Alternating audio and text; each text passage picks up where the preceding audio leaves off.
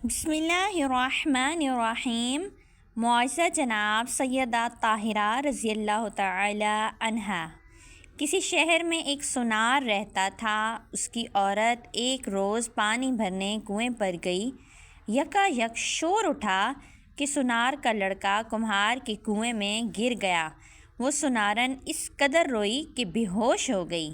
غش کی حالت میں اس نے خواب میں دیکھا کہ ایک بی بی نقاب پوش تشریف لائی ہیں اور فرماتی ہیں کہ اے عورت، تو منت مان لے کہ میرا لڑکا کمہار کے کنویں سے صحیح و سلامت نکل آئے تو میں جناب سیدہ کا معجزہ سنوں گی۔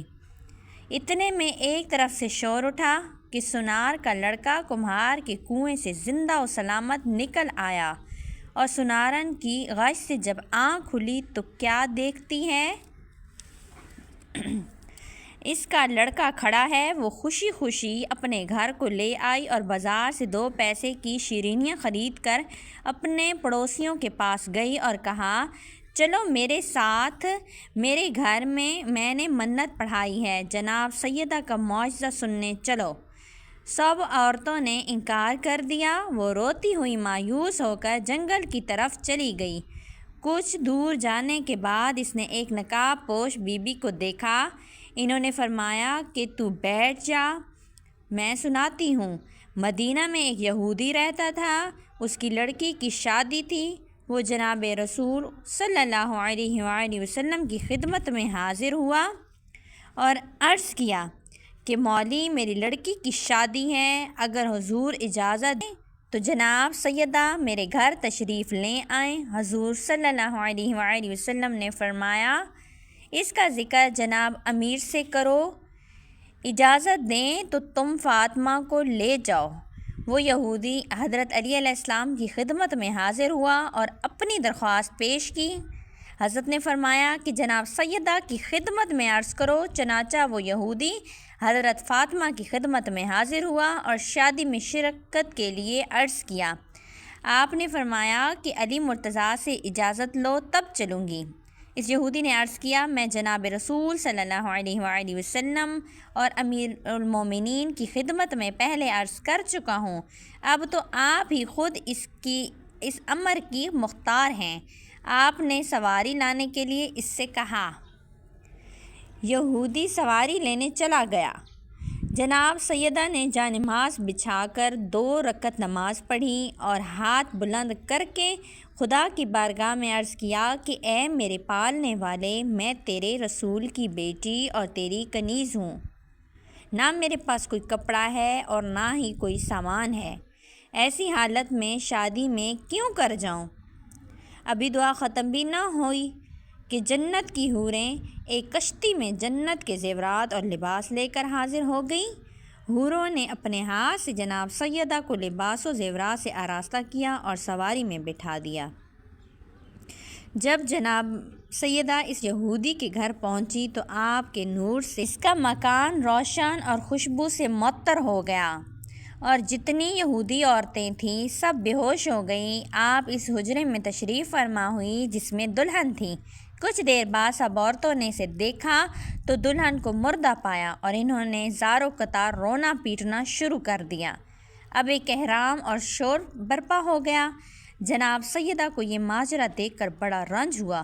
آپ نے جائے-نماز بچھا کر نماز پڑھی اور خدا کی درگاہ میں عرض کیا کہ اے پروردگار، میں تیری کنیز خاص اور تیرے رسول صلی اللہ علیہ وآلہ وسلم کی بیٹی ہوں، تو میری عزت رکھ لیں، ورنہ یہ لوگ یہی کہیں گے کہ میرے آنے سے دلہن مر گئی۔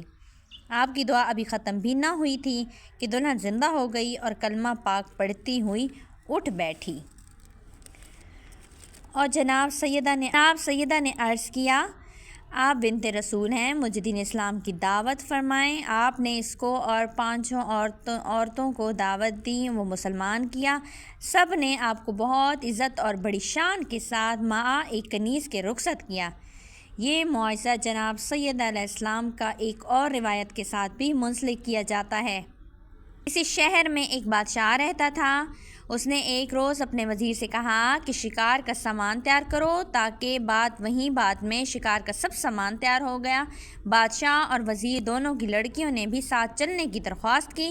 بادشاہ نے منظور کر لیا، چنانچہ یہ لڑکیاں بھی ساتھ ہمراہ چلیں۔ چلتے چلتے ایک جنگل سے گزر ہوا اور وہیں سب نے قیام کیا اور ناشتہ کرنے میں مشغول ہو گئے۔ یکایک ایک شدید آندھی آئی اور ایک دوسرے کو خبر نہ رہی۔ بادشاہ اور وزیر لشکر سے غائب ہو گئے اور لڑکیوں کا کٹولہ اڑ کر ایک پہاڑ کی چوٹی پر جا گرا۔ جب طوفان ختم ہوا تو بادشاہ کو اپنا تمام سامان اور لشکر تو مل گیا، لیکن دونوں لڑکیوں کا کوئی پتہ نہ چل سکا۔ مجبور ہو کر بادشاہ اور وزیر دونوں واپس آ گئے۔ اتفاق سے اسی روز کسی دوسرے ملک کا بادشاہ اس جنگل میں شکار کو گیا تھا۔ وہ پانی کی تلاش میں پریشان تھا۔ سپاہی ادھر ادھر پانی کی تلاش میں پھرتے رہے۔ اب دونوں لڑکیوں کا حال سنو۔ ماں باپ سے چھٹ کر بادشاہ زادی اور وزیر زادی دونوں گلے لگ کر بہت روئی اور روتے روتے بے ہوش ہو گئی۔ انہوں نے خواب میں دیکھا کہ ایک بی بی نقاب پوش تشریف لائی ہیں اور فرماتی ہیں کہ تم منت مان لو، ہم اپنے ماں باپ سے ملیں گی تو جناب سیدہ کا معجزہ سنیں گی۔ دونوں لڑکیوں کو جب ہوش آیا تو انہوں نے منت مان لی۔ پروردگار عالم مسبب الاسباب ہے۔ وہ سپاہی جو پانی کو تلاش میں گیا تھا، جب پہاڑ کی چوٹی پر پہنچا تو کیا دیکھتا ہے کہ وہ لڑکیاں بیٹھی رو رہی ہیں۔ اس نے ان سے حالت دریافت کی تو تم یہاں کیسے آئی؟ لڑکیوں نے سارا واقعہ اس سے بیان کیا۔ اس سپاہی نے اور کہا کہ اگر تمہیں اپنے ساتھ لے جاؤں تو جاؤ گی؟ لڑکیاں راضی ہو گئی۔ سپاہی نے بادشاہ کی خدمت میں حاضر ہو کر لڑکیوں کا واقعہ بیان کیا۔ بادشاہ نے فوراً اپنے نوکروں کو بھیج کر لڑکیوں کو بلوایا اور وزیر نے ان لڑکیوں کو بڑے آرام سے اپنے گھر میں رکھ لیا۔ چند روز کے بعد جب ان لڑکیوں کے ماں باپ کو خبر ہوئی کہ فلاں بادشاہ کے ہاں یہ دونوں لڑکیاں زندہ و سلامت موجود ہیں تو ان کو بڑی خوشی ہوئی اور انہوں نے اس بادشاہ کو شکریہ کا خط لکھا اور لڑکیوں کو بھیج دینے کی درخواست کی۔ اس بادشاہ نے خط کا جواب یہ دیا اور لکھا کہ آپ مناسب سمجھیں تو ان لڑکیوں کی شادی میرے لڑکوں کے ساتھ کر دیں۔ یہ رشتہ طے پا گیا اور دونوں لڑکیاں بادشاہ کے ہاں سے رخصت ہو کر اپنے ماں باپ سے جا ملی اور سب نے خدا کا شکر ادا کیا، مگر لڑکیاں جناب سیدہ کا معجزہ سننا بھول گئی۔ کچھ دنوں کے بعد دونوں طرف سے شادیوں کی انتظامات ہونے لگے اور تاریخیں مقرر کر کے دونوں کا عقد ہو گیا اور وہ دونوں بڑی دھوم دھام سے رخصت ہو کر اپنے سسرال پہنچ گئی۔ اتفاق سے جہیز میں ایک قیمتی طلائی آفتابہ دروازے پر رہ گیا اور ایک سپاہی کو حکم ملا کہ وہ فوراً جا کر وہ طلائی آفتابہ لے کر آئے۔ اور سپاہی جب یہاں آیا تو کیا دیکھتا ہے کہ نہ وہ محل ہے، نہ تخت ہے، نہ بادشاہ ہے، نہ کچھ اور سامان، صرف ایک میدان ہے اور وہاں آفتابہ رکھا ہوا ہے۔ سپاہی حیرت میں تھا کہ یہ کیا ماجرا ہے۔ بہرحال سپاہی نے چاہا کہ وہ لوٹا اٹھائے اور جھک کر اٹھانے کے لیے ہاتھ بڑھایا۔ اس میں سے ایک مارسپا نے پھون نکال کر سپاہی کو کاٹنا چاہا۔ یہ خوف زدہ ہو کر پیچھے ہٹا اور بھاگ کر اپنے بادشاہ کے پاس آیا۔ سارا واقعہ اس نے بیان کیا۔ یہ تمام باتیں سن کر بادشاہ کو غصہ آیا۔ اس نے لڑکیوں کو بلا کر کہا کہ تم لوگ جادوگر ہو تو بتاؤ یہ کیا ماجرا ہے؟ تمہارے والدین کہاں ہیں؟ یہ سن کر لڑکیاں حیرت زدہ ہو گئی اور کوئی جواب نہ دے سکی۔ بادشاہ نے لڑکیوں کو قید کر دیا اور کہا کہ کل تم کو قتل کر دینے کے لیے جلاد کے حوالے کر دوں گا۔ قید خانے میں وزیر زادی نے شہزادی سے کہا کہ نہ معلوم ہم سے کون سی ایسی خطا ہوئی کہ جس کی ہم کو سزا ملی اور ہمارے قتل کا فتویٰ صادر ہوا۔ یہ کہہ کر دونوں گریزاری میں لگ گئی اور خدا سے دعا کرنے لگی۔ روتے روتے ان کی آنکھ لگ گئی۔ خواب میں دیکھا کہ وہی نقاب پوش بی بی آئیں اور فرمانے لگی، تم نے مانا تھا کہ جناب سیدہ کا معجزہ سنیں گی، مگر تم نے بھلا دیا۔ یہ اسی کا عذاب ہے، اب تم منت پوری کرو۔ لڑکیوں نے عرض کیا، ہم آپ پر قربان ہو جائیں، یہ بتائیں کہ ہم قید خانے میں شیرینی وغیرہ کا کس طرح انتظام کریں؟ آپ نے فرمایا کہ صبح تمہارے آنچل سے 2 پیسے گریں گے، ان کی شیرینی منگوا لینا اور معجزہ سننا۔ چنانچہ صبح ایسا ہی ہوا۔ لڑکیوں نے شیرینی منگوا کر معجزہ سنا اور اپنی غلطی کو رو رو کر معافی مانگی۔ بادشاہ نے صبح کو جلاد کو بلا کر حکم دیا کہ ان دونوں لڑکیوں کو قتل کر دے۔ جب جلاد لڑکیوں کے پاس آیا تو انہوں نے اس سے کہا، ہماری طرف سے بادشاہ کی خدمت میں عرض کرو کہ ہم سے پہلے وہ ہماری چند باتیں سن لے، اس کے بعد قتل کا حکم دے۔